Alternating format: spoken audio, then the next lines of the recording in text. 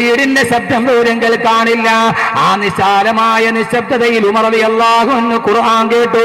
അവസാനം ആ ഗ്രാമീണൻ ഓതുകയാണ്, ഇന്ന അദാബ റബ്ബിക ലവാഖിഅ, ഇന്ന അദാബ റബ്ബിക ലവാഖിഅ. നിന്റെ അല്ലാഹുവിന്റെ ശിക്ഷ ഇതാ ഇറങ്ങാൻ പോകുന്നു. നിന്റെ റബ്ബ് നിനക്ക് വാഗ്ദാനം ചെയ്ത ശിക്ഷ, നിന്റെ നരകവിതാ വരാൻ പോകുന്നു. നരകത്തെ കുറിച്ചുള്ള ആയത്തിറങ്ങുകയാണ്. യൗമ തമൂറു സമാഉ മൗറാ വതസീറു ജിബാലു സൈറാ. ശ്രദ്ധിച്ചു കേട്ടുകൊള്ളുക ചെറുപ്പക്കാരാ. അന്ന് പർവ്വതങ്ങൾ പല കഷണങ്ങളായിട്ട് പൊടിക്കപ്പെടും. അന്ന് ഈ ഭൂമി തകർന്ന് തരിപ്പണമാകും.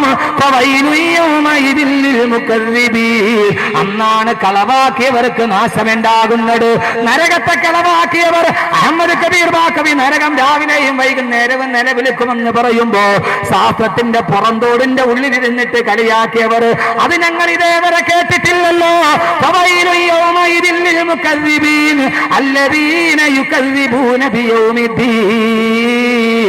അല്ലാഹുവിന്റെ ഖുർആനാണ് പറയുന്നത്. അന്ന് കളവാണെന്ന് പറഞ്ഞവർക്കാണ് സർവനാശം.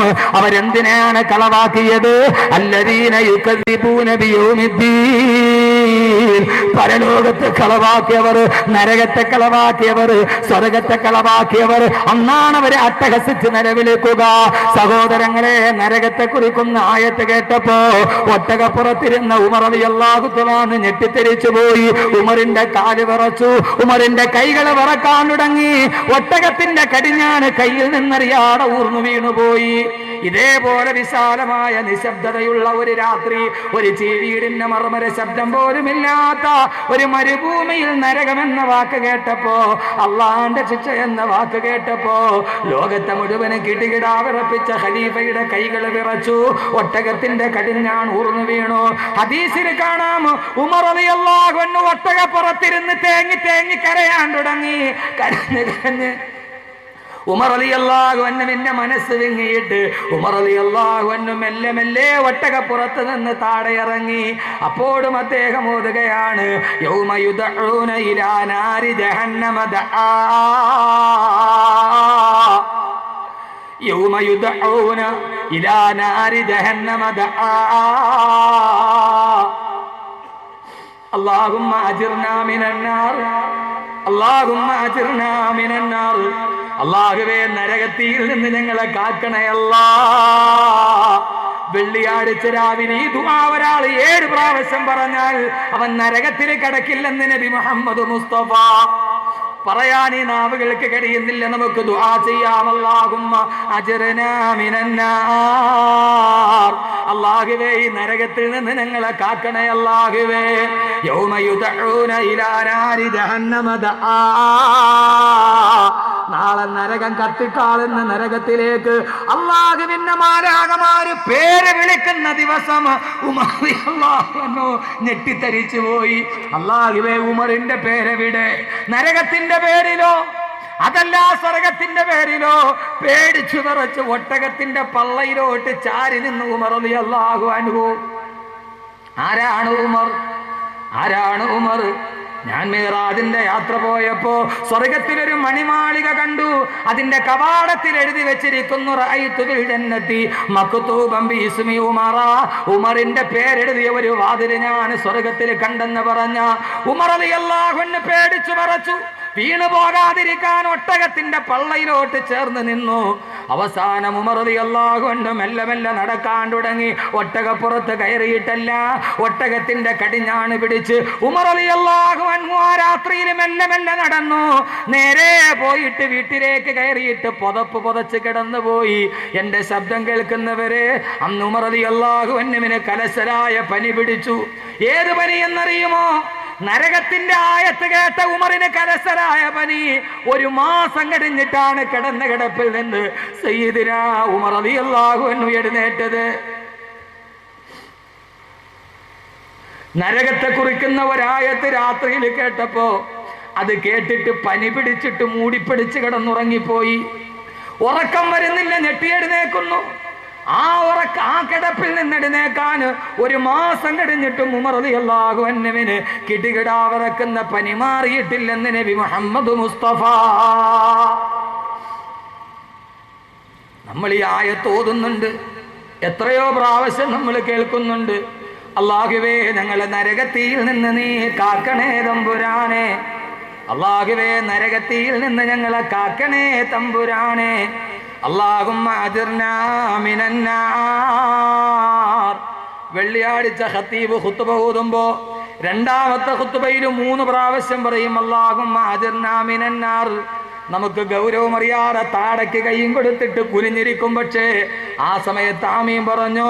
ഒരു വെള്ളിയാഴ്ച രാവിലെ 7 പ്രാവശ്യം ഇത് പറയുന്നവൻ, പ്രത്യേകിച്ച് വെള്ളിയാഴ്ച സുബഹി നമസ്കാരത്തിന് ശേഷം ഒരാൾ അല്ലാഹുമ്മ അജിർനാ മിനന്നാർ എന്ന് 7 പ്രാവശ്യം പതിവായി പറഞ്ഞാൽ അല്ലാഹു നാളെ അവനെ നരകത്തിൽ നിന്ന് കാക്കുമെന്ന് നബി മുഹമ്മദ് മുസ്തഫ.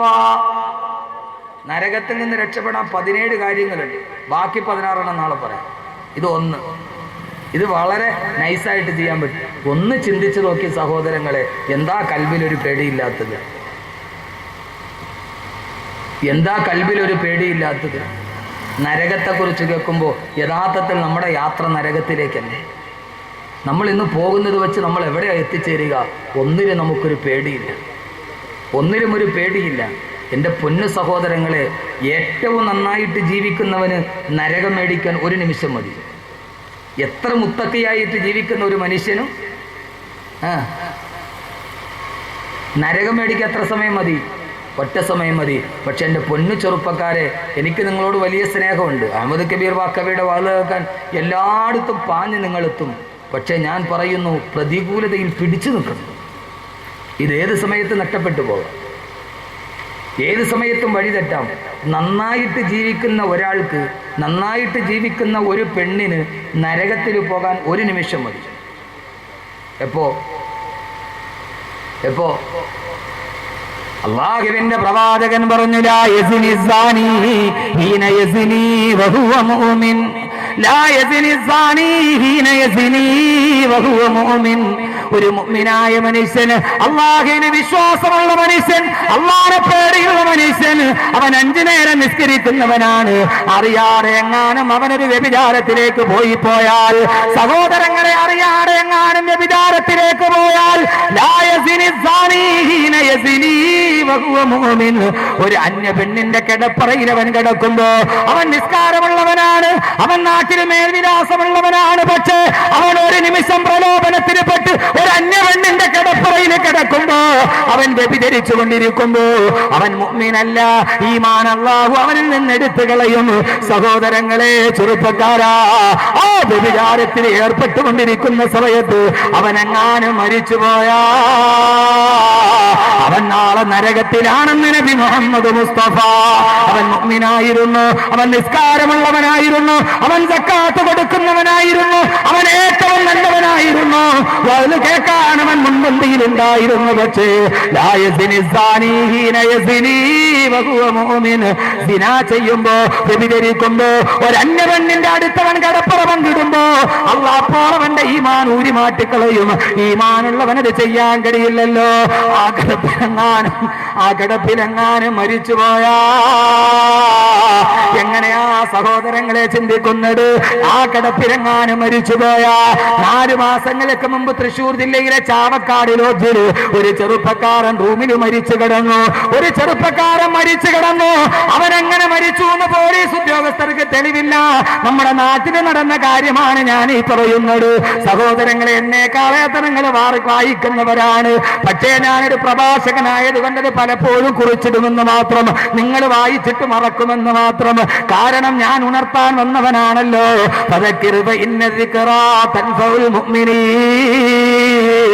നടന്ന കാര്യങ്ങളൊക്കെ ഒന്ന് ഓർമ്മിപ്പിച്ചു കൊടുക്കും നബിയെ. കേൾക്കുന്നവർക്ക് അതിലേക്ക് പോകാതിരിക്കാൻ കഴിഞ്ഞാലോ? ഒരു പ്രഭാഷകനായതുകൊണ്ട് ഞാൻ ഓർമ്മച്ചപ്പിന് കുറിച്ചിടുമെന്ന് മാത്രം. പോലീസ് ഉദ്യോഗസ്ഥർ വന്ന് എങ്ങനെ കൊന്നെന്നറിയില്ല. വിഷം കുടിച്ചിട്ടില്ല, അവൻ തൂങ്ങി മരിച്ചിട്ടില്ല, അവനെ ആരും മർദ്ദിച്ചിട്ടില്ല, അവന്റെ ശരീരത്തിൽ ഒരു പോറല് പോലുമില്ല. സഹോദരങ്ങളെ, കൊലപാതകം എങ്ങനെ? അവൻ സയനൈഡ് കഴിച്ചിട്ടല്ല, അവന് വാഹനാപകടം സംഭവിച്ചതല്ല, അവന്റെ ശരീരത്തിലെ ഒരു രോമം പോലും പോലും പൊടിഞ്ഞു പോയിട്ടില്ല. പക്ഷേ അവസാനം കാതകനാരെന്നറിയുമോ? കാതകനല്ല, കാതകിയാണ്. അവന്റെ കൂടെ മുറിയെടുത്ത ഒരു പെണ്ണ്, 3 മക്കളും ഒരു ഭർത്താവുമുള്ള വീട്ടിലെ പെണ്ണ്. ആ പെണ്ണിനെയാണ് അറസ്റ്റ് ചെയ്തത് പിറ്റേ ദിവസം പത്രത്തിൽ. എന്താണെന്നറിയോ? അള്ളാന്റെ റസൂൽ പറഞ്ഞത് കേൾക്കുക. എന്താണെന്നറിയോ? അവൻ എങ്ങനെ മരിച്ചെന്നറിയുമോ? സഹോദരങ്ങളെ, ആ പെണ്ണ് പോലീസിനോട് പറഞ്ഞ മൊഴി എന്റെ ഭാഷയല്ല, നിങ്ങൾക്ക് ഇഷ്ടപ്പെട്ടില്ലെങ്കിൽ മറന്നു കളയണം, അപ്പോൾ തന്നെ മറന്നു കളയണം. റസൂലുള്ളാഹിയുടെ ഒരു വാക്കിന്റെ ഗൗരവം പറയാൻ കൺമുമ്പിൽ കണ്ട ഒരു ഉദാഹരണം പറയുകയാണ് ഞാൻ. ആ പെണ്ണ് പറഞ്ഞു, ഞാൻ ഇവരുമായി മുറിയെടുത്തു, പല പ്രാവശ്യം ഞങ്ങൾ ശാരീരിക ബന്ധത്തിലേർപ്പെട്ടു, ഞങ്ങൾക്ക് പെട്ടെന്ന് പിരിയേണ്ടുള്ളത് കൊണ്ട് ക്രമത്തേധികം ശരീരത്തിന്റെ ആരോഗ്യത്തിനപ്പുറം ജീവിതത്തിലേക്ക് ഞങ്ങൾ സുഖങ്ങളിലോട്ട് കടന്നുപോയപ്പോ ഒരു പ്രാവശ്യം അവൻ പെട്ടെന്നൊന്ന് ആഞ്ഞു വലിക്കുന്നത് കണ്ടു. പെടഞ്ഞു വീണിട്ട് അയാൾ എന്റെ കൺമുമ്പിൽ മരിച്ചുപോയി. അങ്ങനെ ഞാൻ ഇറങ്ങി ഓടി ലോഡ്ജ് മുറിയിൽ നിന്ന് അള്ളാന്റെ റസൂല് പറഞ്ഞിലായ ഒരാൾ വ്യഭിചരിച്ചു കൊണ്ടിരിക്കുമ്പോൾ മരിച്ചാൽ, സഹോദരങ്ങളെ, ചാവക്കാടുകാരൻ സാദിഖെന്ന് പറയുന്ന ചെറുപ്പക്കാരൻ മരിച്ചത് വ്യഭിചാരത്തിന് അവന്റെ പെണ്ണിന്റെ കൂടെ കിടക്കുമ്പോഴാണ്. അല്ലാഹു പറഞ്ഞു, ഫഖദ് ഹറമല്ലാഹു അലൈഹിൽ ജന്ന, അവൻ അല്ലാഹു സ്വർഗ്ഗം ഹറാമാക്കി. അതുകൊണ്ട് സഹോദരങ്ങളെ, ചെറുപ്പക്കാരാ, എന്റെ ശബ്ദം കേൾക്കാൻ താല്പര്യത്തോടെ എത്തുന്നവരെ എപ്പോഴും ജീവിതത്തിൽ പിടിച്ചു നിൽക്കണം. ആ സമയത്തെങ്ങാനും മരിച്ചുപോയാൽ 10,000 പറ കണ്ടതും വെള്ളത്തിലാ. തടവാസ്താട് പറഞ്ഞതുപോലെ 10,000 പറ അമല് ചെയ്താലും അത് വെള്ളത്തിലെഴുതിയതുപോലെയാ. അല്ലാഹുവിന്റെ റസൂൽ വീണ്ടും പറഞ്ഞു, ലാ യസ്രിബു ശാരിബു ഹീന യസ്രിബു വഹുവ മുഅ്മിൻ. ഒരു കള്ളുകുടിയൻ കള്ളുകുടിക്കുമ്പോ ആ സമയത്ത് അവൻ മുഅ്മിനല്ല, അവൻ ആ സമയത്ത് കാഫിറാണ്. അവൻ ഈമാന്റെ ചൈതന്യമില്ല. ഈമാൻ ഒരു കുട പോലെ അവന്റെ തലയുടെ മുകളിൽ എഴുന്നേറ്റ് നിൽക്കും. അല്ലാഹുവിന്റെ റസൂല് പറഞ്ഞ ഒരാള് മദ്യപിച്ചു കൊണ്ടിരിക്കുമ്പോ ആ മദ്യപാനത്തിന്റെ ഇടയിലെങ്ങാനും മരിച്ചുപോയാ, മോനെ, സ്വർഗമുറപ്പാക്കിയവതിന് നരകം വാങ്ങിക്കാണൊറ്റ സമയം മതി. ഇതേവരെ നീ മദ്യപിച്ചവനായിരിക്കാം, ഇപ്പോൾ നീ പള്ളിയിലായിരിക്കാം. ഇവിടെ തടിച്ചുകൂടിയ ചെറുപ്പക്കാരിൽ എത്രയോ ചെറുപ്പക്കാര് നാളെ പരലോകത്തിന്റെ അഭിമാനമല്ലേ? അഹമ്മദ് കബീറിന്റെ വാക്കിന്റെ അഭിമാനമല്ലേ? പട്ടച്ചാരായം വീടിന്റെ ഉമ്മറത്തിരുന്ന് കോരി കുടിച്ച എത്രയോ ആളുകൾ ഇന്ന് അല്ലാഹുവിന്റെ പള്ളിയിൽ നിന്നിറങ്ങാറ് ഈ വിനീതന്റെ വാക്ക് കേട്ട എത്രയോ നൂറുകണക്കിന് ചെറുപ്പക്കാർ ഇവിടെയില്ലേ? പക്ഷേ പൊന്നുമോനെ, നിന്നെ പിശാചുക്കളും ആടി വിളിക്കുമ്പോ, അതുകൊണ്ട് ഞാനിത് പ്രത്യേകിച്ച് പറയുന്നത് എന്താ, ന്യൂ ഇയർ വരാൻ തുടങ്ങി, ക്രിസ്മസ് എത്താൻ തുടങ്ങി, ബാർ ഹോട്ടലുകളിൽ കാൽസുകൾ കഴുകാൻ തുടങ്ങി, സുബഹിക്ക് ബാങ്ക് വിളിക്കുന്നതിന് മുമ്പേ തിരുവനന്തപുരത്ത് തുറക്കുന്ന സൺഡി ബാറിന്റെ വാതിൽ തുറക്കാൻ തുടങ്ങി. സഹോദരങ്ങളെ, ലോകത്തെ ഏതൊരു രാജ്യത്തും ആദ്യം തുറക്കുന്ന വാതിൽ മുസ്ലിം പള്ളിയുടെ വാതിലാ. കാരണം 5 മണിക്ക് സുബഹി ബാങ്ക് വിളിക്കുന്നതിന് മുമ്പേ മുഅദ്ദിൻ വാതിൽ തുറന്നിട്ട് അകത്ത് കയറൂ. പക്ഷേ തിരുവനന്തപുരത്ത് അങ്ങനെയല്ല. സുബഹിക്ക് ബാങ്ക് വിളിക്കുന്നതിന് മുമ്പേ സന്ദീപിന്റെ വാതിൽ തുറക്കും എന്നാണ് അനുഭവസ്ഥവർ പറയുന്നത്. സഹോദരങ്ങളെ, പ്രലോഭനങ്ങൾ വരുന്ന സമയമാണ്. എന്റെ കൽവിൽ തൊട്ടിട്ട് എന്റെ ചെറുപ്പക്കാരോട് ഞാൻ പറയുകയാ, എങ്ങാനും ആ സമയത്തെങ്ങാനും നഷ്ടപ്പെട്ടു പോയാ പിന്നെ ഇതെന്റെ വാണിങ് കൂടിയാണ്. പുതുവർഷത്തിലാണ് വ്യാജമദ്യം ഇറങ്ങുന്നത്. വ്യാജമദ്യം കുടിച്ച് ബാർ ഹോട്ടലുകളില് കള്ള് ഷാപ്പിൽ ചത്തുവീടുന്ന എത്രയോ ആളുകൾ. കഴിഞ്ഞ ആഴ്ച പശ്ചിമ ബംഗാളില് ഒരൊറ്റ ഷാപ്പിൽ 141 പേരാണ് കള്ള് കുടിച്ചോണ്ടിരിക്കുമ്പോ മരിച്ചത്. അല്ലാഹുവിന്റെ റസൂല് പറഞ്ഞു, ലാ യസ്രിബു ശാരിബു ഹീന യസ്രിബു വഹുവ മുഅ്മിൻ. അവൻ മദ്യപിച്ചു കൊണ്ടിരിക്കുമ്പോഴെങ്ങാനും മരിച്ചുപോയാ, പിന്നെ മോനെ, കള്ളു കുടിച്ചോണ്ടിരിക്കുമ്പോൾ മരിച്ചില്ല, അന്ന് അല്ല ആയുസോടെ നിന്റെ വീട്ടിൽ വന്ന് കിടക്കുകയാ. ആ വീട്ടിൽ കിടക്കുന്ന അവസ്ഥയിലെങ്ങാനും നീ മരിച്ചുപോയാൽ, വീട്ടിൽ കള്ളു കുടിച്ചിട്ട് കിടക്കുന്ന അവസ്ഥയിൽ മരിച്ചുപോയാൽ, അല്ലാഹുവിന്റെ റസൂല് പറഞ്ഞു, മമ്മാത മഗ്മൂസൽ ഖംരി സഖാഹുല്ലാഹു മിനൽ ഖൂത്ത്. ആരെങ്കിലും ഒരു മദ്യപാനിയായ അവസ്ഥയിൽ മരിച്ചുപോയാൽ, മമ്മാത മഗ്മൂസൽ ഖംരി, ആരെങ്കിലും ഒരു മദ്യത്തിന്റെ തുള്ളി വയറ്റിൽ കിടക്കുന്ന അവസ്ഥയിൽ ആരെങ്കിലും മരിച്ചുപോയാ, അവൻ മരിക്കുന്ന സമയം അവന്റെ ആമാശയത്തിന്റെ ഉള്ളിൽ കല്ലിന്റെ ഒരു തുള്ളി കിടപ്പുണ്ട്. എന്നാൽ റസൂലുള്ള പറഞ്ഞു, സഖാഹുല്ലാഹു മിനൽ ഖൂത്ത്. അല്ലാഹു നാളെ അവനെ ഹൂത്തിൽ നിന്ന് കുടിപ്പിക്കുമെന്ന് നബി മുഹമ്മദ് മുസ്തഫ. അല്ലാഹു നാളെ അവനെ ഹൂത്തിൽ നിന്ന് കുടിപ്പിക്കുമെന്ന് നബി മുഹമ്മദ് മുസ്തഫ. സഹാബത്ത് ചോദിച്ചു, നബിയേ മൽഹൂത്തത്തു യാ റസൂലല്ലാഹ്, മൽഹൂത്തത്തു യാ റസൂലല്ലാഹ്. ഓ നബിയേ, ഹൂത്തെന്ന് പറഞ്ഞാൽ എന്താണ് നബിയേ? അല്ലാഹുവിന്റെ റസൂലിനോട് സഹാബത്ത് ചോദിച്ചപ്പോ റസൂലുള്ള മറുപടി പറഞ്ഞു കൊടുത്തു, സഹാബാ ഹിയ നഹറുൻ തഖ്റുജു മിൻ ഫുറൂജിൽ മുമിസാത്ത്. അഭിസാരികളായ സ്ത്രീകളുടെ ഗുഹ്യസ്ഥാനത്ത് നിന്ന് ഒലിച്ചു വരുന്ന ചീഞ്ചലം കൊണ്ട് നിറക്കപ്പെട്ട പുഴയാണ് കൂത്ത്. നാളെ മദ്യപാനിക്കല്ല കൊടുക്കുന്നത് ഇത്രയും മോശമായ പാനീയമാണെന്ന് ആദരവായ പ്രവാചകൻ നബി മുഹമ്മദ് മുസ്തഫ. മദ്യപിച്ചുകൊണ്ടിരിക്കുന്ന അവസ്ഥയിൽ മരിച്ചു, അവന് സ്വർഗം നഷ്ടമായി. ഏത് മുത്തക്കിക്കും ഒരു നിമിഷം കൊണ്ട് സ്വർഗം നഷ്ടമോ? അവൻ നരകത്തിന്റെ അവകാശിയാണ്. അള്ളാഹു കാത്തുരക്ഷിക്കട്ടെ. അതുകൊണ്ട് വസീയത്തായിട്ട് പറയുക, പ്രലോഭനം തൊട്ടു മുമ്പിൽ. നിങ്ങളെ കാണാത്ത കൂട്ടുകാരൊക്കെ ഇരി വിളിക്കും, ന്യൂ ഇയർ ആയില്ലേ, നമുക്കൊന്ന് കൂടണ്ടേ? എൻ്റെ പൊന്നു സഹോദരങ്ങളെ, സഹോദരിമാരെ, സഹോദരിമാർക്ക് വേണ്ടി കാർണിവലിന്റെ മൈതാനങ്ങൾ ഒരുക്കപ്പെടും, ആളുകളെല്ലാവരും വിളിക്കും. പക്ഷേ ആ സമയത്ത് അള്ളാഹുവിൻ്റെ സ്വർഗത്തിൻ്റെ പാതയിലേക്ക് നടക്കണം, നരകത്തിൻ്റെ പാതയിലേക്ക് നടക്കരുത്. അള്ളാഹു തൗഫീക്ക് നൽകട്ടെ, അള്ളാഹു തൗഫീക്ക് നൽകട്ടെ. ഒന്ന് ആമീൻ പറയും മനുഷ്യന്മാര്, ഒന്ന് ആമീൻ പറയും ഉറക്കെ. അള്ളാഹു അങ്ങനെ ആക്കട്ടെ. നരകത്തിൻ്റെ വഴി നമ്മുടെ മുമ്പിൽ ഇഷ്ടം പോലെയുണ്ട്. പക്ഷേ നരകത്തിൻ്റെ വഴിയിൽ നിന്ന് സ്വർഗത്തിൻ്റെ പാതയിലോട്ട് കാലെടുത്ത് വെച്ച് നടക്കാൻ നമുക്ക് കഴിയണം. അള്ളാഹു സ്വീകരിക്കുമാറാകട്ടെ. ഈ 2 ദിവസം കൊണ്ട് എന്ത് പറയാനാണ്? ഇപ്പൊ തന്നെ സമയം ഒരു പരിവ്. എന്ത് പറയാനോ? ഒരിടത്തും ഒന്നും പറഞ്ഞെത്തുമെന്ന് എനിക്ക് തോന്നുന്നില്ല. എനിക്കാണ് ഒരു ദുസ്വഭാവമുണ്ട്, ഞാൻ പറഞ്ഞാൽ അങ്ങനെ വിശാലമായിട്ടങ്ങ് പിന്നെ ഞാൻ പറയണ്ടെന്ന് വിചാരിച്ച് എൻ്റെ മനസ്സിലിങ്ങനെ അള്ള തോന്നിപ്പിച്ചു. അള്ളാഹു ഇത് നിലനിർത്തി തരട്ടെ. അള്ളാഹുവിൻ്റെ ഖുർആൻ്റെ മധുരം. അതുകൊണ്ട് പൊന്നു സഹോദരങ്ങളെ, പ്രലോഭനങ്ങൾ വരും. ഏതായാലും കുറേ നാളായില്ലേ കൂട്ടുകാരെയൊക്കെ കൂടിയിട്ട് എന്ന് പറഞ്ഞ് ഒന്ന് പോയി ഈ ന്യൂ ഇയറിന് കൂടിയാൽ അതോടെ തീർന്നു. ഇതേവരെ നീ സമ്പാദിച്ചതും ഇതേവരെ നീ ശേഖരിച്ചതും നീ മനസ്സിൽ സൂക്ഷിച്ച ഈ നന്മ അതോടെ നഷ്ടപ്പെട്ടു പോകും. ഞാൻ പലപ്പോഴും ചിന്തിക്കാറുണ്ട്, ഈ മദ്യപാനികളുടെ ഭാര്യമാരെ സംബന്ധിച്ചു കൊടുക്കും. കള്ളു കുടിക്കുന്നവൻ്റെ ഭാര്യ, എനിക്ക് തോന്നുന്നു അവർ നന്നായിട്ട് ജീവിച്ച അള്ളാഹു ഹിസാബില്ലാതെ അവർക്ക് സ്വർഗം കൊടുക്കും. കാരണം പരലോകത്ത് അനുഭവിക്കേണ്ട അദാബ് മുഴുവൻ അവരിവിടെ അനുഭവിക്കുന്നുണ്ട് അല്ലേ? ഭർത്താവിൻ്റെ കയ്യിൽ വന്നാൽ ഇടി, ചവിട്ട്, അവൻ്റെ മക്കൾ.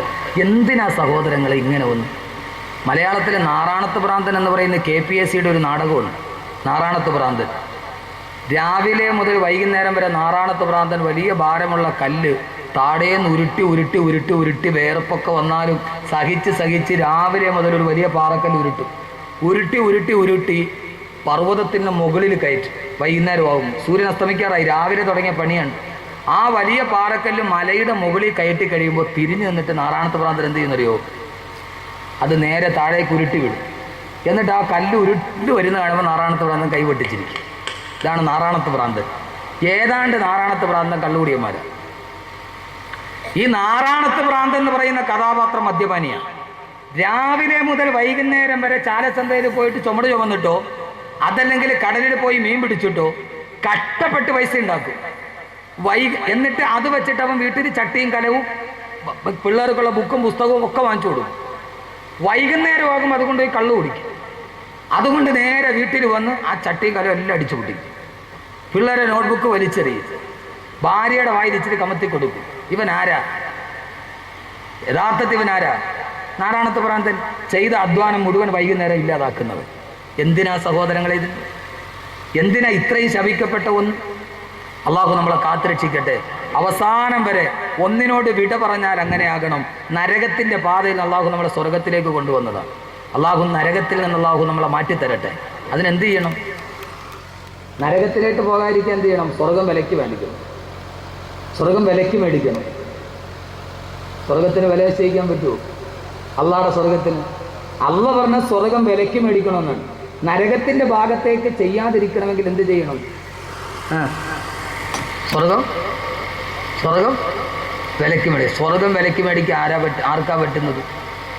പസഫിക് അറബിക്കടലിൻ്റെ മുകളിലേക്ക് മുഖം തിരിച്ചു നിൽക്കുന്ന 18 നിലയുള്ള 2200 കാറുകൾ പാർക്ക് ചെയ്യാൻ കഴിയുന്ന 4 മിനി തിയേറ്ററുകളിലുള്ള 2 ഹെലികോപ്റ്ററുകൾ ഒരേ സമയത്ത് വന്നിറങ്ങാൻ കഴിയുന്ന ഹെലിപ്പാഡുള്ള അറ്റ്ലാന്റ എന്ന വസതി ഉണ്ടാക്കിയ മുകേഷ് അംബാനിക്ക് പോലും പറ്റൂല.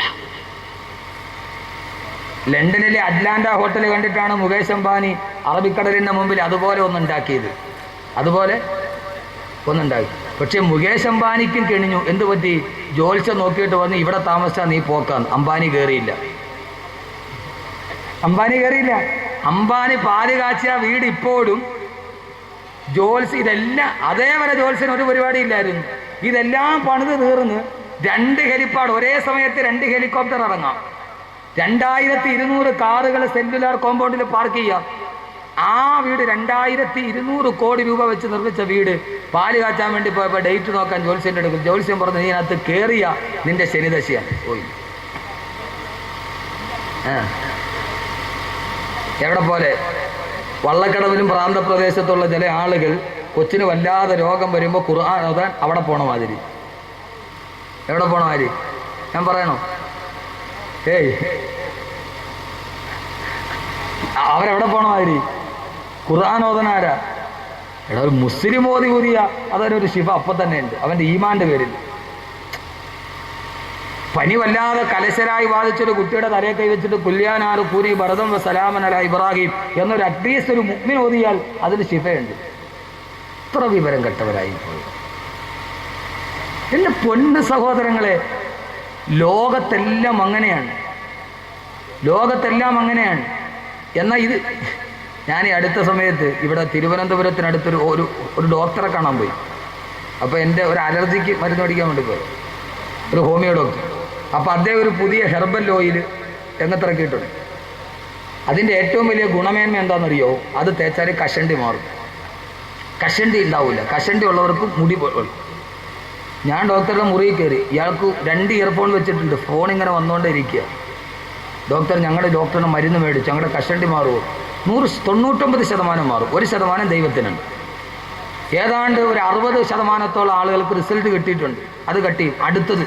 അപ്പോൾ അടുത്ത കോള് ഞാൻ മുമ്പിൽ ഇരിക്കുകയാണ്. അയാൾക്ക് ഫോൺ ഒഴിവാക്കുക, കാരണം കസ്റ്റമേഴ്സ് വിളിക്കുകയാണ്. ഇവിടെ ഇത്രയും ആളുകളുടെ കഷണ്ടി മാറിയിട്ടുണ്ട്, നിങ്ങൾ ധൈര്യമായിട്ട് തേച്ചോളൂ, നിങ്ങളുടെ കഷണ്ടി മാറിയിരിക്കും. എത്ര മാറൂല എന്ന് പറഞ്ഞാൽ കഷണ്ടി മാറും. ഞാൻ നോക്കി ഡോക്ടർ ഫുള്ള് കഷണ്ടിയാണ്. ഈ പറയണ ഡോക്ടർ ഏറ്റവും ഫുള്ള് കഷണ്ടിയാണ്. ഇതാണ് ലോകത്തിൻ്റെ അവസ്ഥ. നമുക്ക് ചുമ്മാ ഒരു തോന്നലാണ്. ഒരിക്കൽ ഞാൻ കുറേ വാതിൽ നടക്കുന്ന സമയം എവിടെ നിന്നോ തണുത്ത വെള്ളം കുടിച്ച് അലർജി പിടിച്ചു. മൂക്കിൽ കൂടെ ഇങ്ങനെ വെള്ളം ഒലിക്കുന്നു. ഡോക്ടറെ കാണാൻ പോയി. കൊല്ലത്തൊരു വലിയ ENT ഡോക്ടറുണ്ട്. പോയി ടോക്കൺ എടുത്ത് ക്യൂവിൽ നിന്ന് 2.5 മണിക്കൂർ കഴിഞ്ഞ് ഡോക്ടറെ കാണാൻ. 2.5 മണിക്കൂർ ഞാൻ അവിടെ നിന്ന്. ഒരു രക്ഷയില്ല, ഭയങ്കര തിരക്ക്. അതിൻ്റെ ഇടയിൽ ടവല് മുഴുവൻ നനഞ്ഞ് മൂക്കൊലിച്ചൊലിച്ച്. അവസാനം 2.5 മണിക്കൂർ കഴിഞ്ഞ് ഡോക്ടറുടെ അടുത്ത് കയറി. ഞാൻ വാതിലകത്ത് കയറി. ഡോക്ടർ ചോദിച്ചു, എന്താ രോഗം? പറയാൻ പോയപ്പോൾ ഡോക്ടർ ലേസ് എടുത്തിട്ട് അയാൾ തുടയ്ക്കുന്നു. അയാളുടെ മൂക്കിലൂടെ വെള്ളം ഒലിച്ചുകൊണ്ട് വന്നിരിക്കുക. ഞാനിപ്പോൾ എന്ത് രോഗത്തിനാ മരുന്ന് പറയുക? എന്ത് രോഗത്തിനാ മറുപടി? ഞാൻ ഡോക്ടർ ഇതേ രോഗത്തിനാണ് ഞാൻ മരുന്ന് മേടിക്കുക. എന്നാൽ ഡോക്ടറുടെ രോഗം തന്നെ. അയാൾ ഇതിന് മരുന്നില്ല, ഇത് മൊത്തം ഒലിച്ചു പോയി തീരലല്ലാതെ ഇതിനൊരു മരുന്ന്. ഇത് മൊത്തം ഒലിച്ച് വെളിയിൽ പോവുക, ഇത് തന്നെയാണ് അതിൻ്റെ മരുന്ന്. അല്ലാതെ വേറൊരു മരുന്ന് അതിന് കണ്ടുപിടിക്കപ്പെട്ടിട്ടില്ല. അബദ്ധജടിലമായ ചില വിശ്വാസങ്ങൾ, ഇസ്ലാമിന്റെ ആദർശത്തിന് പോലും നിരക്കാത്ത ചില വിശ്വാസങ്ങൾ. എൻ്റെ പ്രിയപ്പെട്ട സഹോദരങ്ങളെ, അതുകൊണ്ട് ഞാൻ പറയുന്നു, ജീവിതത്തിന്റെ ഏത് ഭാഗത്തിലും എത്ര വലിയവനാണെങ്കിലും അള്ളാന്റെ സ്വർഗം വിലയ്ക്ക് വാങ്ങാൻ പറ്റൂല. പക്ഷെ അള്ളാന്റെ സ്വർഗം വിലയ്ക്ക് വാങ്ങാം 2 കാര്യങ്ങളുണ്ടെങ്കിൽ. നരകത്തിന്റെ പാതയിൽ നിന്ന് മാറി നമുക്ക് ഇങ്ങോട്ട് കടക്കാം. പക്ഷെ അതിന് നരകത്തെക്കുറിച്ച് നമ്മൾ പറയേണ്ടതുണ്ട്. അള്ളാഹു എല്ലാവിധ ഖൈറ് നൽകി അനുഗ്രഹിക്കട്ടെ. നാളെ നരകം എന്ന് പറയുന്ന കത്തിക്കാളുന്ന ലോകത്തിന്റെ മുമ്പിൽ നിൽക്കുമ്പോൾ അള്ളാഹു സ്വർഗം വിലയ്ക്ക് വാങ്ങാൻ അള്ളാഹു തൗഫീക്ക് നൽകട്ടെ. സ്വർഗത്തിന് ഞാൻ വിലയിട്ട് തരാം, നിങ്ങൾ മേടിക്കുമോ?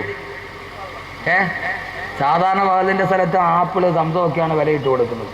ഇവിടെ സാധാരണ വാതിന് ഞാൻ ഒരു ചെറിയ കുപ്പിത്തേന് 75,000 രൂപയ്ക്ക് ലേലം വിളിച്ചിട്ടുണ്ട്. വാതോട് ചെറിയ കുപ്പിത്തേൻ.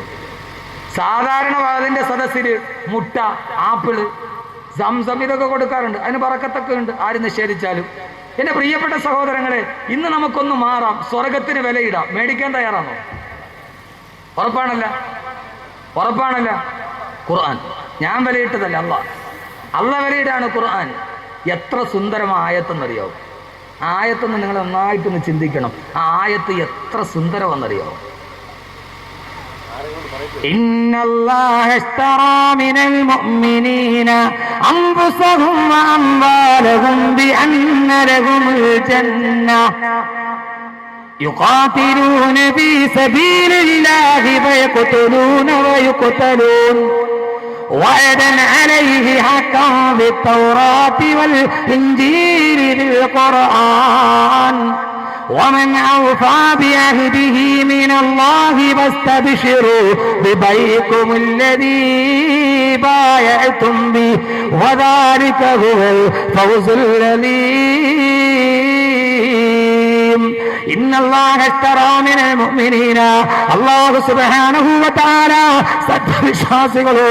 സത്യവിശ്വാസികളോട് വിലയ്ക്ക് വാങ്ങുകയാണ്. സത്യവിശ്വാസികളോട് അല്ലാഹുവിന്റെ സ്വർഗ്ഗം ആഗ്രഹിക്കുന്നവർക്ക് അല്ലാഹു സ്വർഗ്ഗത്തിന് വിലയിടുകയാണ്. അല്ലാഹുവിന്റെ സ്വർഗ്ഗം നിങ്ങൾക്ക് ഞാൻ തരാം, പകരം നിങ്ങൾ തരേണ്ടതെന്നാ അംഫുസഹും വ അംവാലഹും, നിങ്ങളുടെ സ്വന്തം ശരീരവും നിങ്ങളുടെ സ്വന്തം സമ്പത്തും പകരം കൊടുക്കുമോ? ബിഅന്ന ലഹുമുൽ ജന്ന, അല്ലാഹു പകരം നിങ്ങൾക്ക് സ്വർഗം തരാമെന്ന് വിശുദ്ധ ഖുർആൻ. അല്ലാഹ് സ്വർഗത്തിന് വിലയിടുക. അല്ലാഹ് പറയുന്നു ഇന്നല്ലാഹ ഇശ്തറ. ഇവിടെ നോക്കി, ഞാൻ പറയുന്ന ഖുർആനാണ്, മനസ്സിലാകണം. ഇന്നല്ലാഹ ഇശ്തറ, ഇന്നല്ലാഹ ഇശ്തറ. ഇശ്തറ എന്ന് പറഞ്ഞതിന്റെ അർത്ഥം എന്താ? വിലയ്ക്ക് വാങ്ങിക്കുക. അല്ലാഹ് വിലയ്ക്ക് വാങ്ങിക്കുകയാണ്. അല്ലാഹ് അങ്ങോട്ട് തരും സ്വർഗം, ഇങ്ങോട്ട് തിരിച്ചെന്താ? പണ്ടൊരു ബാർട്ടർ സമ്പ്രദായമുണ്ട്. അരിയും മുളകും അങ്ങോട്ട് കൊടുത്താൽ ഇങ്ങോട്ട് പഞ്ചസാര വേണ്ടെങ്കിൽ ഇങ്ങോട്ട് കൊടുക്കും. പണ്ടത്തെ ക്രയവിക്രയം അങ്ങനെയാണ്, നാണയം ഇറങ്ങുന്നതിന് മുമ്പ്. ഇവിടെ അല്ലാഹ് പറയാണ്, ഖുർആൻ സൂറത്ത് തൗബ, ഞാൻ നിങ്ങൾക്ക് സ്വർഗം തരാം, പകരം നിങ്ങൾ എന്ത് തരണം? പകരം നിങ്ങൾ എന്ത് തരണം? ഇശ്തറാ മിനൽ മുഅ്മിനീന അൻഫുസഹും, സ്വന്തം ശരീരം, വ അംവാലഹും, സമ്പത്ത്. ശരീരവും കൊടുക്കണം, ഈ ശരീരം കൊണ്ട് നമ്മൾ ഉണ്ടാക്കിയ സമ്പത്തും കൊടുക്കണം. ആരൊക്കെയുണ്ട് തയ്യാർ? ശരീരം കൊടുക്കാൻ തയ്യാറുണ്ടോ? രാവിലെയും ഒരു വൈകുന്നേരം വരെ നന്നായിട്ട് തേച്ച് മിനുക്കി യാർലിയുടെ പൗഡറൊക്കെ ഇട്ട് സഹോദരിമാർ തയ്യാറുണ്ട്? ഇത്രയും നന്നായിട്ട് കാവേരിയും ഫേറാൻലൗലിയൊക്കെ തേച്ച് മുഖം മിനുക്കി വെച്ചിരിക്കുന്ന ഈ ശരീരം അള്ളാന്റെ ഇതേവരെ കാണാത്ത സ്വർഗത്തിന് വേണ്ടി കൊടുക്കാൻ പറഞ്ഞ പറ്റുമോ? അംഫുസഹും, സ്വന്തം ശരീരത്തെ കൊടുക്കണം. കൊടുക്കേണ്ടി വന്നാൽ കൊടുക്കണം സൗരങ്ങളെ. പോയാ ദുനിയാവല്ലേ, കിട്ടിയാ സ്വർഗമല്ലേ. പോയാൽ ഇന്നല്ലെങ്കിൽ നാളെ നഷ്ടപ്പെട്ടു പോകുന്ന ഈ ദുനിയാവല്ലേ. ആ ദുനിയാവിൽ എപ്പോഴാ മരിക്കുന്നതെന്ന് ആർക്കറിയാത്തത്? ആർക്കാ അറിയാവുന്നത്? സ്വപ്നങ്ങളെല്ലാം തകർത്തുകൊണ്ട് ലോകത്ത് നിന്ന് ജീവിതം പോകുമ്പോ ഈ ശരീരമാണ് കൊടുക്കേണ്ടി വന്നാൽ കൊടുക്കണം, അതിന് പകരം വെക്കാൻ വേറെന്താ ഉള്ളത്? ഈ ദുനിയാവ് നഷ്ടപ്പെടുന്നതല്ലേ, സ്വപ്നങ്ങളെല്ലാം തകർന്ന് ചാമ്പാരമാകുന്നതല്ലേ, കൂമ്പാരമാകുന്നതല്ലേ. നിൽക്കടിച്ചിടേ ചോദ്യം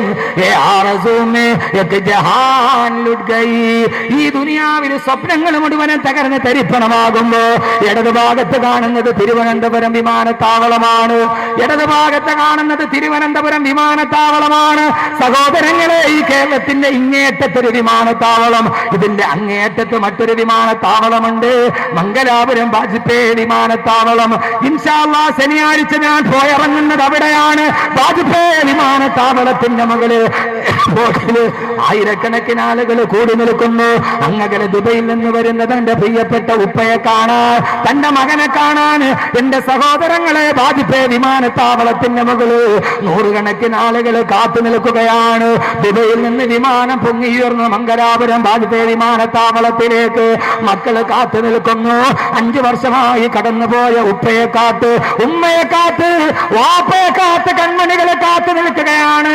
സഹോദരങ്ങളെ, വാജ്പേയി വിമാനത്താവളത്തിന്റെ മംഗലാപുരം വിമാനാപകടം നടക്കുമ്പോ എയർപോർട്ട് കണ്ടപ്പോൾ എനിക്ക് പെട്ടെന്ന് ഓർമ്മ വന്നതാണ്. പറയണമെന്ന് കരുതിയതല്ല. ഈ എയർപോർട്ടിന്റെ കത്തിക്കിളക്കുന്ന അഞ്ഞവിളക്ക് കാണുമ്പോ വാജ്പേയി വിമാനത്താവളത്തിൽ 6 വയസ്സുള്ള മോൻ കാത്തു നിൽക്കുന്നു. വാപ്പ ഇതേവരെ ആ മകനെ കണ്ടിട്ടില്ല. ഉമ്മ പ്രസവിച്ചത് വാപ്പ പോയി 3 മാസത്തിന് ശേഷം. കൺമണിയെ കണ്ടിട്ടില്ല. 6 വയസ്സുള്ള മോൻ ഇതേവരെ കാണാത്ത വാപ്പയെ കാത്തു നിൽക്കുന്നു. അതല്ല ഏറ്റവും വലിയ പ്രശ്നം. എന്റെ പ്രിയപ്പെട്ട സഹോദരങ്ങളെ, 21 വയസ്സുള്ള ഒരു ചെറുപ്പക്കാരൻ അവൻ കാത്തു നിൽക്കുകയാണ് തന്റെ വാപ്പയെ. 21 വയസ്സിന്റെ ഇടയിൽ അവന്റെ വാപ്പയെ കണ്ടിട്ടില്ല, അവന്റെ ഉപ്പയെ കണ്ടിട്ടില്ല. അവന്റെ ഉപ്പയുടെ മുഖം എന്തെന്നറിയില്ല. ഉമ്മ പറഞ്ഞു, നല്ല വെളുത്ത മുഖമുള്ള ഉപ്പ, കട്ടിമീശയുള്ള ഉപ്പ, കാണാൻ സുന്ദരനായ ഉപ്പ. 21 വർഷക്കാലമായി ആ പൊന്നുമോൻ തന്റെ ഉപ്പയെ കണ്ടിട്ടില്ല. ഭാര്യ ഗർഭിണിയായതിനു ശേഷം ദുബൈയിലെ പണകാരുണ്യത്തിലേക്ക് പാടുപെടാൻ പോയ ഒരു മനുഷ്യന് 21 വർഷം അയാൾ ദുബൈയിൽ കുടുങ്ങിക്കിടന്നു. അയാൾക്ക് വരാൻ കഴിഞ്ഞില്ല. 21 വർഷത്തിന് ശേഷമാണ് വിസ ശരിയാക്കി വരുന്നത്. സഹോദരങ്ങളെ, അറബിയുടെ ഒട്ടകങ്ങളെ മേച്ച് നടന്ന ജീവിതത്തിന്റെ യാതനകൾ കടന്നുപോയ മനുഷ്യന് ഗൾഫ് മലയാളികളുടെ ജീവിതം ഘട്ടമാണ്, പ്രവാസികളുടെ ജീവിതം ഘട്ടമാണ്. അത് അടുത്തറിയാത്തത് കൊണ്ടാണ് പലപ്പോഴും നമ്മൾ അവർക്കെതിരെ നന്ദികേട് കാണിക്കാറുണ്ട്. അള്ളാഹു ഗൾഫിൽ കെട്ടപ്പെടുന്ന ധാരാളം ആളുകൾ ഈ നാട്ടുകാരുണ്ട്. എപ്പോഴും എന്നെ ഫോണിൽ വിളിക്കുന്ന എത്രയോ സഹോദരങ്ങൾ. അവരെ അള്ളാഹു കാത്തുരക്ഷിക്കട്ടെ. 21 വയസ്സായ മകൻ ഉപ്പയെയും കാത്തിരിക്കുമ്പോ 21 വയസ്സായ തന്റെ മകനെ കാണാൻ വാപ്പ കാത്തിരിക്കുന്നു. ശൂന്യാകാശത്തിന്റെ വിമാനത്ത് മകൻ കാത്തു നിൽക്കുന്ന എയർപോർട്ടിന്റെ മുറ്റത്ത് വാജ്പേയി വിമാനത്താവളത്തിന്റെ റൺവേയുടെ തൊട്ടുമുകളിൽ വിമാനമെത്തി. എല്ലാവരും താടക്കന്ന് മംഗലാപുരം വാജ്പേയി വിമാനത്താവളം. പക്ഷേ സഹോദരങ്ങളെ റൺവേ കാണുമ്പോൾ ആ ഉപ്പയുടെ മനസ്സ് തുടികൊട്ടുകയല്ലേ. എന്റെ 21 വർഷം കഴിഞ്ഞ് എന്റെ നാട് കാണാൻ പോകുന്നു, എന്റെ ഭാര്യയെ കാണുന്നു, എന്റെ കൺമണിയുടെ മുഖം കാണാൻ പോകുന്നു. പക്ഷേ വാജ്പേയി വിമാനത്താവളത്തിന്റെ റൺവേയുടെ തൊട്ടുമുകളിലെത്തുമ്പോ പെട്ടെന്ന് എവിടെയോ ഒരു അഗ്നിസ്ഫുലിംഗം ചിതറുന്നത് പോലെ, എവിടെയോ ഒരു തീപിടുത്തം പോലെ കത്തിക്കരിഞ്ഞ് ചാമ്പലായി ഒരു മനുഷ്യൻ പോലും ഇല്ലാതെ കത്തിക്കരിഞ്ഞ് ചാമ്പലാകുമ്പോ ശൂന്യാകാശത്തിലൊരു വിമാനം കത്തിയെറിയുമ്പോ 21 വയസ്സമായിട്ട് കാണാത്ത വാപ്പ ആകാശത്തൊരു കരിക്കട്ടയായിട്ട് ചെറുന്ന് വീടുമ്പോ അപ്പുറം നിൽക്കുന്ന മകനറിയുന്നില്ല തന്റെ വാപ്പ കത്തിക്കരിയുകയാണെന്ന്. വാപ്പയെയും കാത്തിരിക്കുന്ന ഓമന മകനറിയുന്നില്ല തന്റെ വാപ്പ അവിടെ കിടന്ന് കത്തിക്കരിയുകയാണെന്ന്. കുറെ നേരം കഴിഞ്ഞ് ഓടിച്ചെല്ലുമ്പോ അവരെല്ലാവരും കാണുന്നത് നല്ല വെളുവെളുത്ത മുഖമുള്ള കട്ടിമീശയുള്ള ഉപ്പ എന്ന് പരിചയപ്പെടുത്തി കൊടുത്ത ഉമ്മ പറഞ്ഞ ഉപ്പയെ കാണാൻ പോകുമ്പോൾ കാണുന്നത് കത്തിക്കരിഞ്ഞ ഒരു കരിക്കട്ട മാത്രമാണ്. ഈ ജീവിതം വല്ലാതെ ക്ഷണികമാണ് സഹോദരാ, ഈ ദുനിയാവ് വല്ലാത്ത ക്ഷണികമാണ്. എല്ലാ കൊട്ടാരങ്ങളും കെട്ടിപ്പൊക്കുമ്പോ എല്ലാം തകർന്ന് തരിപ്പണമാകുന്ന ഈ യാത്ര, നാം തുടങ്ങിയ ഈ ജീവിതയാത്ര ഏറ്റവും ക്ഷണികമാണെന്ന് തിരിച്ചറിയാൻ കഴിയണം. പാന്തർപെരുവഴി അമ്പലം തന്നിലെ താന്തരായി കൂടി വിയോഗം വരും പോലെ. എവിടെയോ ഒരുമിച്ച് കൂടിയിട്ട് പിറ്റേ ദിവസം രാത്രിയിലെ വിട പറയുന്ന രണ്ടന്വേഷകരെ പോലെ, 2 സഞ്ചാരികളെ പോലെയാണ് ലോകം. അവിടെയാണല്ലോ പറയുന്നത്, ഈ ദുനിയാവിന് വേണ്ടി ജീവിക്കുന്നത് എന്തിനാ, ഈ ദുനിയാവിന് വേണ്ടി അവസാനിപ്പിക്കുന്നത് എന്തിനാ? നിങ്ങളുടെ ശരീരം എനിക്ക് തന്നുകൂടെ, ഞാൻ നിങ്ങൾക്ക് പകരം സ്വർഗം തരാം. അതുകൊണ്ടാണ് മണിയറയിൽ കിടന്ന സഹാബി പോലും ഓടിപ്പോയത്. അള്ളാന്റെ സ്വർഗത്തിന് വേണ്ടി മണിയറയിലെ സഹാബി പോലും മണിയറയുടെ പട്ടുമെത്തയോട് വിരസത പറഞ്ഞത് അള്ളാന്റെ സ്വർഗത്തിന് വേണ്ടിയാണ്, അള്ളാന്റെ സ്വർഗത്തിന് വേണ്ടിയാണ്, അള്ളാന്റെ സ്വർഗത്തിന് വേണ്ടിയാണ്.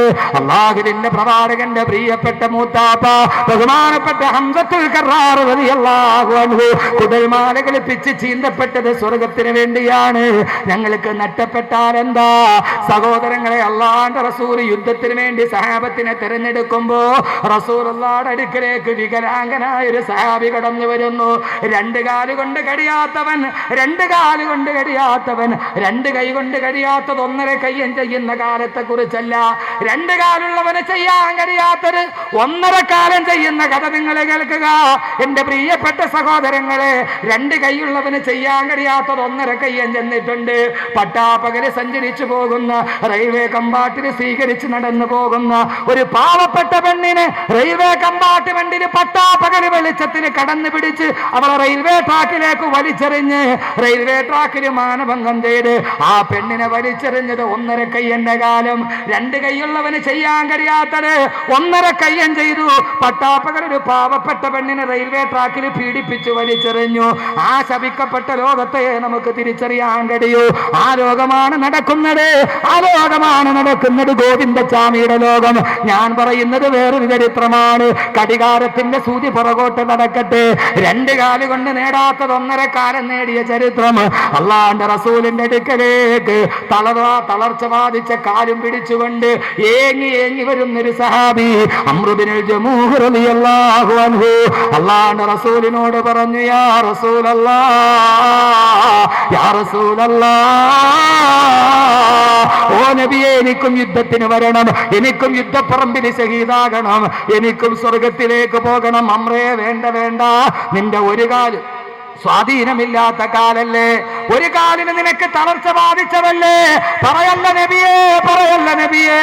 എല്ലാവരും 2 കാല് വെച്ച് സ്വർഗത്തിലേക്ക് ഓടിച്ചെല്ലുമ്പോ ഈ അംറു ബിനുൽ ജമൂഹ് 1.5 കാലും വെച്ച് ആ സ്വർഗത്തിലേക്കൊന്ന് പ്രാഞ്ചിയെങ്കിലും നടന്നു പോകണ്ട നബിയേ, നടന്നു പോകണ്ട നബിയേ. എല്ലാവരും 2 കാലിലോടുമ്പോ 1.5 കാലൻ ഓട്ടത്തിന് പുറകിലാകും. മത്സരം ഇവിടെയാണ് വേണ്ടത്, നരകത്തിന്റെ വടിയിലേക്ക് സഞ്ചരിക്കാനല്ല. നബിയെ, 1.5 കാലില് ഏന്തിയെങ്കിലും എനിക്ക് പോകണ്ട നബിയെ. അള്ളാന്റെ റസൂല് പറഞ്ഞു, വേണ്ട അംറേ, ലൈസ അലൽ അഅമാ ഹറജും വലാ അലൽ അഅറജി ഹറജ് വലാ അലൽ മരീദി ഹറജ്. രോഗിക്കും വികലാംഗനും യുദ്ധത്തിന് പങ്കെടുക്കണമെന്ന് അള്ളാഹ് തന്നെ പറഞ്ഞിട്ടുണ്ട്. എന്റെ പൊന്നു ചെറുപ്പക്കാരാ, അള്ളാഹ് പറഞ്ഞത് കൊണ്ട് മാറി നിൽക്കാം. പക്ഷേ അംറു ബിനുൽ ജമൂഹ് റളിയല്ലാഹു അൻഹു വീട്ടിൽ ചെന്നിട്ട് പടച്ചട്ടയണഞ്ഞ് യുദ്ധപ്പറമ്പിൽ പോയി. 72 കഷണങ്ങളായി വെട്ടിമുറിക്കപ്പെട്ടു. 72 കഷണങ്ങളായി വെട്ടിമുറിക്കപ്പെട്ടു. മയ്യത്തെടുത്ത് അംറു റളിയല്ലാഹു അൻഹുവിനെ മയ്യത്തെടുത്ത് കുതിരപ്പുറത്ത് കയറ്റുമ്പോ കുതിര അനങ്ങുന്നില്ല, കുതിര അനങ്ങുന്നില്ല. ആ ഭാര്യ വന്നിട്ട് പറഞ്ഞു, നബിയെ, അനങ്ങില്ല നബിയെ. അള്ളാഹുവിന്റെ റസൂലേ, എന്റെ വികലാംഗനായ ഭർത്താവ് വീട്ടിൽ നിന്ന് ഇറങ്ങുമ്പോ ദുആ ചെയ്തിട്ടാണ് ഇറങ്ങിയത്. അള്ളാഹുവേ, നിന്റെ സ്വർഗത്തിന് വേണ്ടി ഞാൻ പോവുകയാണ്, എന്റെ ഈ ശരീരം ജീവനോടെ എന്റെ ഈ വീട്ടിലേക്ക് തിരിച്ചെത്തിക്കല്ലേ അല്ലാ. നമ്മൾ നേരെ തിരിച്ചിട്ടാണ് യാത്രക്കിറങ്ങുമ്പോ ദുആ ചെയ്യും. ഇന്ന അൻസൽനാഹു 3 പ്രാവശ്യം ഓതും, തിരിച്ചെത്തിക്കണേ അല്ലാ. അവര് പറഞ്ഞു, അല്ലാഹുവേ, ജീവനോടെ തിരിച്ചു വരരുത്, എന്റെ സ്വർഗം, എന്റെ സ്വർഗം, എന്റെ സ്വർഗം. അള്ളാഹ് ചോദിക്കുന്നു, നിന്റെ ശരീരം എനിക്കുതാ, അതിന് പകരം നിനക്ക് ഞാൻ എന്റെ സ്വർഗം തരാം, നിനക്ക് ഞാൻ എന്റെ സ്വർഗം തരാം. ജന്ന, അള്ളാന്റെ സ്വർഗമല്ലേ നിനക്ക് കിട്ടുന്നത്. അള്ളാഹു തൗഫീഖ് നൽകട്ടെ.